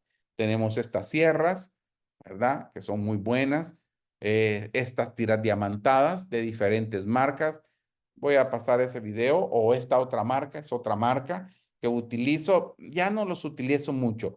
Los diamantes, las tiras diamantadas son muy buenas para quitar en cervical, pero en contactos los abren los contactos. Yo prefiero estas para quitar los excesos y las diamantadas solo para cervical, ¿no? Cuando estemos. Mis favoritas para el pulido proximal son estas, se llaman Epitech. Son unas para fabulosas, de terminado final de poliéster. No son como las de 3M que tú pasabas y el grano se le desprendía. Estas son formidables. Si a ustedes no le pasa, pueden hacer esta técnica, hacen un hoyito y pasan un hilo dental, pasan el hilo dental y pasan la tira para pulir. Los mismos sistemas de pulido, el pulido que vimos ayer no va a variar, vamos a tener nada más que utilizar ahora puntas. Difícilmente voy a poder utilizar copas para estas zonas, aunque los discos sí me sirven para bucal y lingual cuando me quedan excesos, ¿no? Estos son los que voy a utilizar, de hojas también, pequeñas para retallar la zona oclusal, las de hojas en forma de balón para quitar los excesos, ¿verdad? Esto es lo que teníamos, esto es lo que logramos el día que terminamos y aquí tenemos el control, todas las cajas proximales terminadas, ¿no? Eso es lo que queremos lograr. Aquí tenemos el control. A 2 semanas ya las cajas ya no se perciben. Tenemos un mejor control, miren, ¿verdad? Éxito. El éxito está en ¿qué? En conservación de la estructura. Veamos este caso un poco más complicado si vamos bien en el tiempo porque ya falta poco. Miren este caso, un caso en el cual quité la restauración, pero ¿qué pasó? Perdí prácticamente esta cúspide. ¿Qué es lo que hice en este caso? Ojo, miren, este caso es idéntico al del esquema y eso que el esquema no es mío. Allá quité caries en mesial para canino, ¿no? Y me quedó esa aletita como de esmalte. No la quiten, no la quiten. Hagan esto, miren, miren, aquí estoy. Si usted deja esa aletita y no sella adecuadamente ahí, se va a fracturar. ¿Qué es lo que se recomienda? Ponga una cuña, selle todo eso con ahí, miren, esa aletita que tenemos en mesial. Ahí vamos a sellar todo ¿con qué? Con una resina fluida, ¿ya? Y después vamos a hacer la caja. Miren qué bonita es la matriz esta. La matriz, perdón. El anillo verde. El anillo se soporta en la pieza vecina, no como el otro anillo, el azul y naranja. Este se soporta en la pieza vecina para evitar colapsar la matriz, ya que la caja es demasiado grande. Así que empezamos a llenar. No voy a pasar eso. Miren, miren qué lindo cómo queda. Esta nos permite recontornear. Ok, miren. Ahí estoy sellando. ¿Ok? Y miren cómo voy haciendo. Como la caja es muy grande, la voy a hacer en 2 tiempos. Primero sellé el piso y después un tiempo en la pared bucal, palatina, perdón, y después hice la pared bucal. Y ahora estoy haciendo la pared mesial, ¿no? Y miren, ese es el día que terminamos. Aquí está el control de nuestra restauración, ¿verdad? Y vemos el contorno y el acabado final adecuadamente, ¿no? Bullfield, aquí habíamos hablado, un estudio mostró que lo que atrapamos es una gran cantidad de burbujas cuando colocamos el incremento de un solo, así que debemos tratar, todavía no hay evidencia científica que compruebe que las resinas Bullfield son una buena opción, ¿ok? Vamos a ver aquí. No sé por qué se me está repitiendo. ¿Ok? Caso 2. Aquí tenemos una cavidad, miren, OD, y vamos a quitar ahí, y miren lo que obtuvimos aquí. Aquí tenemos la remoción de la caries. Estamos listos, colocamos nuestra matriz, perdón, y nuestra anillo azul. Yo en este caso tuve problemas porque a veces cuando colocas la cuña, si la cuña queda muy arriba, tienes un problema grande. La cuña deforma la matriz. Lo que hice en este caso les puede servir, es un pedazo de teflón, hice como un lacito de teflón, uní el teflón, agarré ¿cómo se llama esto? Un enhebrador, coloqué esto y alé el enhebrador abajo del anillo, lo alé hacia el lado opuesto y el teflón me sirvió para sellar el margen gingival y evitar la deformación de la matriz. Aquí está el antes y este es el después, ¿verdad? Aquí estamos el después, ¿ok? Otro caso, caso 3, una pequeña cavidad, como dice el paciente, doctor, tengo un pequeño agujerito, ¿será que me puede hacer el rellenito? Y cuando quitamos era una caverna enorme, ¿no? Aquí tenemos la remoción completa de la caries, esa ya es dentina reparativa. Desinfección. ¿Por qué, doctora? Tú que me preguntaste, siempre después del grabado, ¿no? Depende tu criterio. En estos momentos yo todavía protegía con ionómero de vidrio, así que primero desinfección, 1 minuto, secamos, puse un liner y después coloqué miren, un ionómero de vidrio y después la misma técnica de grabado en el margen, después mi técnica adhesiva, después mi resina fluida, por supuesto, ya, y después de eso, el tallado de la cara oclusal, y aquí tenemos el caso terminado, ¿no? Así que básicamente eso es lo que tenemos que hacer. Miren, aquí tenemos un antes, después. Caso 4. Un caso 4 es una amalgama en malas condiciones. Si ven aquí por lingual tenemos un desadapte, había molestia, había desgaste de la pieza, aislamiento, ¿verdad? Y vamos a hacer mismo protocolo. Solo que aquí estoy, miren, ¿saben qué? A poca profundidad. Colocar dentina de reemplazo va a ser bien difícil. O sea, colocar resina viscosa en forma de hamaca va a ser difícil, pero los otros principios siempre los eso no lo vamos a ver, porque esas técnicas a mí no me gustan. Aquí vamos a colocar un poquito de dentina, ¿ya?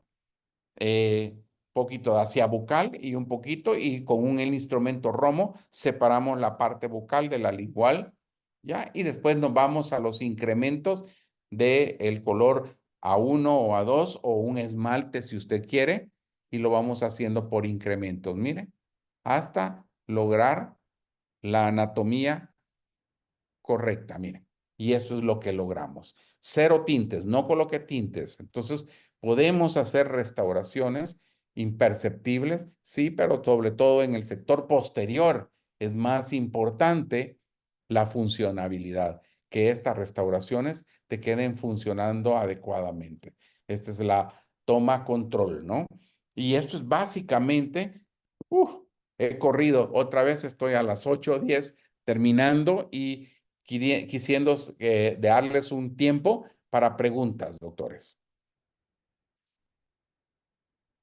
Aquí pueden preguntar, hay mucho contenido. Este es un tema larguísimo, puesto que lleva no solo la parte de, ¿cómo te diría? De cómo hacer la resina, sino de cómo polimerizar adecuadamente. Así que no sé si tienen preguntas, doctores. Licenciada, doctores, ¿me escuchan? Hola, doctor, buenas noches. Sí. Bueno, mire, más que preguntas, sería de llevar todo su conocimiento a la práctica, porque ya estando en la práctica, ahí me van a surgir las preguntas, doctor. Por supuesto, y te van a crear dudas y en algunos casos te van a funcionar. Tal vez otras técnicas podrían ser más fáciles de lograr, pero vieras que cuando haces de esta técnica una técnica constante, tu Un resultado, hábito. un hábito, esa es la palabra, vas a tener muy buenos resultados.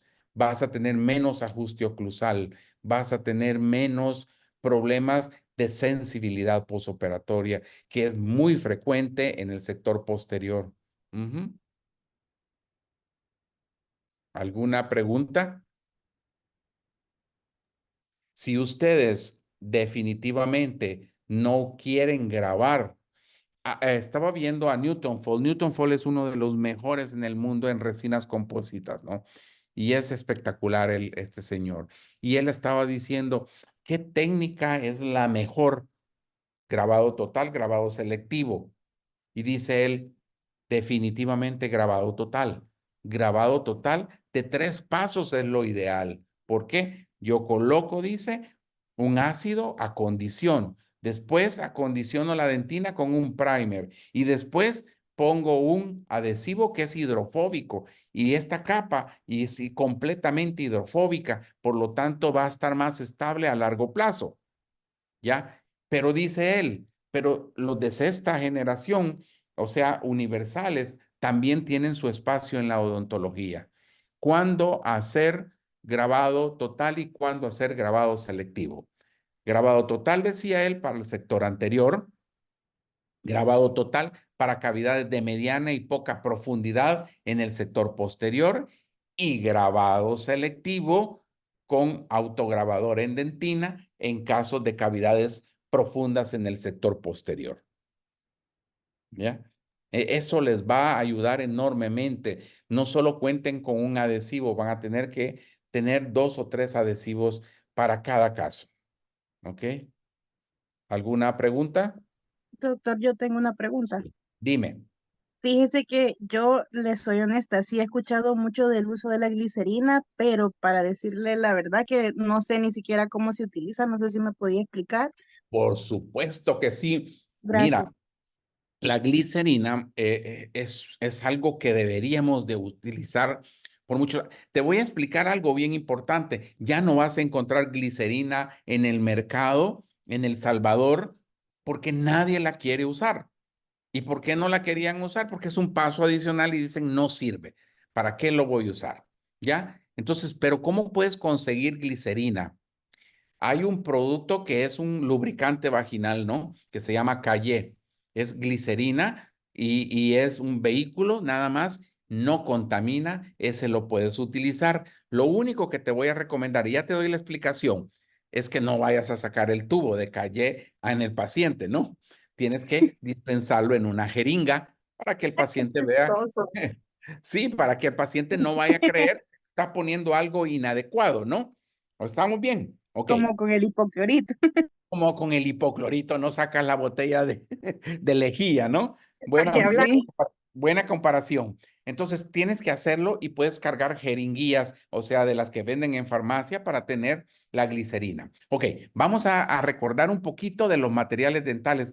¿Te recuerdas que cuando hacías el acrílico polvo líquido, te decía, métalo en un frasco Dapen? sí, En un bote de Herbert, ¿te recuerdas? Y tápelo. ¿Para qué? Para que el oxígeno no llegara e inhibiera la resina y la dejara porosa. El concepto se trasladó a las resinas compositas. Si tú agarras un pedazo de resina, ¿ya? Y lo pones sobre una loseta, ¿qué? Y lo polimerizas, ¿ya? Cuando termina de polimerizar, digamos que le diste 40 segundos, la capa que está externa o que está hacia la área polimerizando de la lámpara, siempre tiene una capa pegajosa, ¿sí? Y la capa que está en contacto con la loseta de vidrio no tiene esa capa. ¿Por qué se da esa capa? Y la gente cree que porque el vidrio es liso, le creó esa fase brillante y bien polimerizada. No, es por la ausencia de oxígeno en la capa que está contactando. Entonces, el problema es que la resina no polimeriza en presencia de oxígeno. A esa falta de polimerización se le llama capa inhibida. Mira qué bonito. Pero esa capa inhibida es buena. Es buena, doctora. ¿Sabes por qué? Porque esa es la capa que te permite unir la siguiente capa de resina. ¿Ya? Si no tuviéramos esa capa inhibida, no podríamos poner resina sobre resina. Tendríamos que poner ácido y adhesivo en cada capa para que se pudieran adherir entre sí. Pero como queda esta capa va a polimerizar con la subsecuente capa, ¿ya? Pero siempre te va a quedar una capa inhibida, la que está hacia afuera, hacia la superficie, en este caso hacia la cavidad bucal, ¿ya? ¿Qué es lo que sí. hace la glicerina específicamente? Cuando tú ya vas a la última capa, ya tenés la última capa de resina, colocas la glicerina sobre la superficie no polimerizada y la polimerizas a través de la glicerina. ¿Y qué obtienes? Una capa libre de oxígeno. Entonces tienes una polimerización más completa de la resina, ¿ya? Esto va a favorecer que las propiedades físicas de la resina. Dos, el pulido. Entonces vas a pulir mejor y vas a tener una resina más longeva porque mejoran sus características. ¿Está claro hoy? Sí, doctor, solo se dispensa con una puntita, digamos. Sí, mira, ¿sabes qué es lo que yo hago? Es que tengo jeringas, ¿cómo se llama? De inyectar.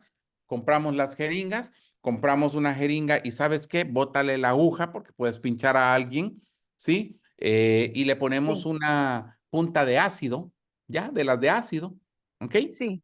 Y llenas la jeringa con el tubo SKY, vienen tubos, llenas la jeringa, ¿ya? Y después le pones el émbolo y la tienes ahí. Y solo le pones ahí glicerina, ¿no? Ujú, ¿sí? Ok, gracias, doctor. Y la dispensa sobre. Pero ya entendiste cuál es la función, ¿verdad? Sí, Ujú. doctor, hoy sí, ya. Hoy sí. Ok. Porque si no entendemos la función, por eso es que no lo usamos. Pero cuando lo empieza, en el sector anterior, ayer yo debí decirles a ustedes, coloquen glicerina en la última capa. Va a permitir un mejor pulido y terminado de la restauración. ¿Verdad? Ustedes deberían de hacer algo. Apunten todas las preguntas porque yo ya pregunté y sí voy a estar con ustedes. Será un agrado estar con ustedes y les voy a pedir ciertas cosas para que llevemos el día y yo voy a llevar otras cosas para que ustedes puedan probar, oyen, cómo hacer sus restauraciones, ¿ok? Ujú. Gracias, doctor. Ok, Sí, doctor, gracias. Doctor, yo tengo una consulta. dime. Con el adhesivo, por ejemplo, yo he usado bastante el Optibón FL. Optibón FL, excelente. Ujú. Sí, ese, pero, digamos, yo lo he estado usando casi en todos los casos. O sea, no, Supuesto. porque ahorita usted nos mencionaba que sería bueno tener como varios, por ejemplo, de los que son universales, Pe- pero a veces me siento como más segura con el Definitivamente. Optibón. Ajá. Estás, Entonces, está bien usarlo, digamos, en todos los casos, ¿no? En todos los casos lo puedes utilizar. Y ¿sabes cuál es la ventaja? Es que si ya lo utilizaste y no tienes efectos adversos, te voy a decir, te felicito, lo estás usando bien, porque el Optibón FL son 3 pasos. Tú no eres del Salvador, ¿verdad? No, de Honduras. De Honduras, me imaginé porque Optibón FL no lo consigues aquí y yo lo consigo a veces en Honduras y es bien difícil de conseguir de aquí.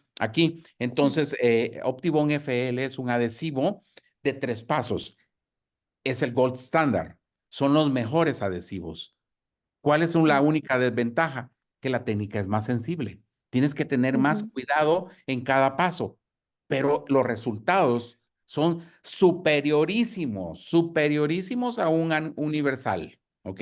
Entonces no te sientas mal. Yo dije, porque hay gente que me dice, no, es que yo grabar dentina profunda no quiero, Ujú.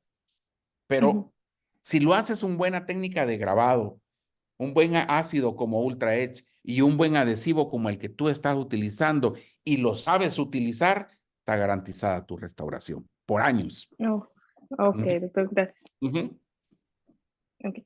¿Alguna otra pregunta? Yo tengo una consulta, doc. Dime, con mucho gusto. Ujú. ¿Ha utilizado como hoy está bien de moda, las fibras de vidrio, las Sí, resinas reforzadas y las sí, fibras? sí, fíjate que de hecho, como yo tengo un centro de entrenamiento ahí, hace poco tuvimos a alguien de biomimética, ¿no? Y bueno, yo utilizaba ya la fibra. Esto no es nada nuevo, pero se está utilizando mucho.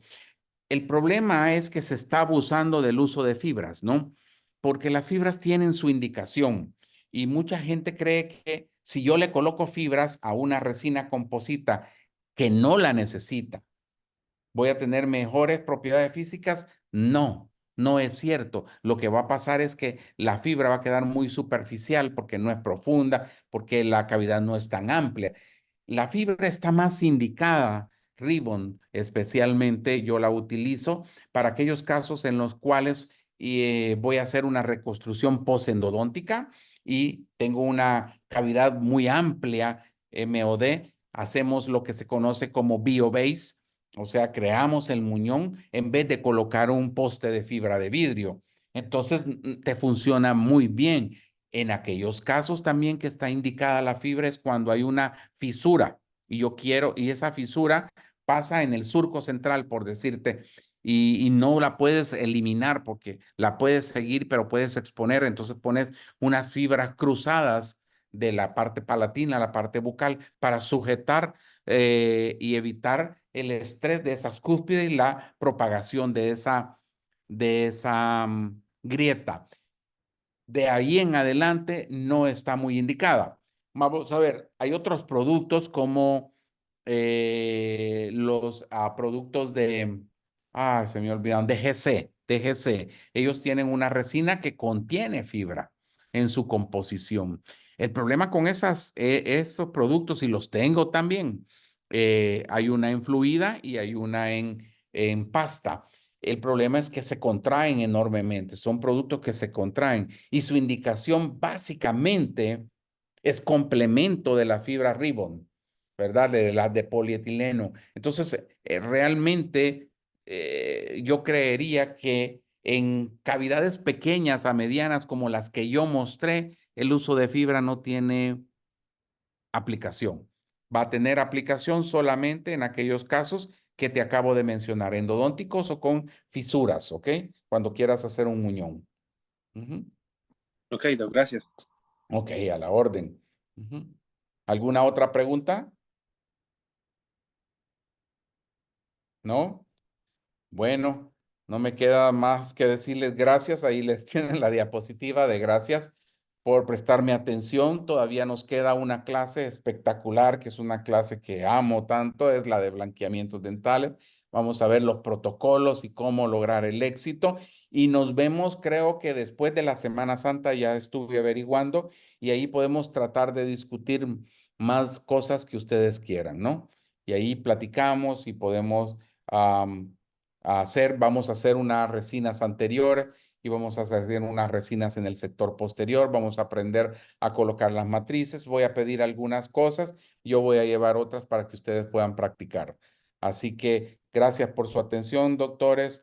Me imagino que la próxima semana van a estar por aquí y cualquier cosa que necesiten, pues estoy a la orden. Yo creo que aquí está el teléfono de mi clínica, es el 2264-8300.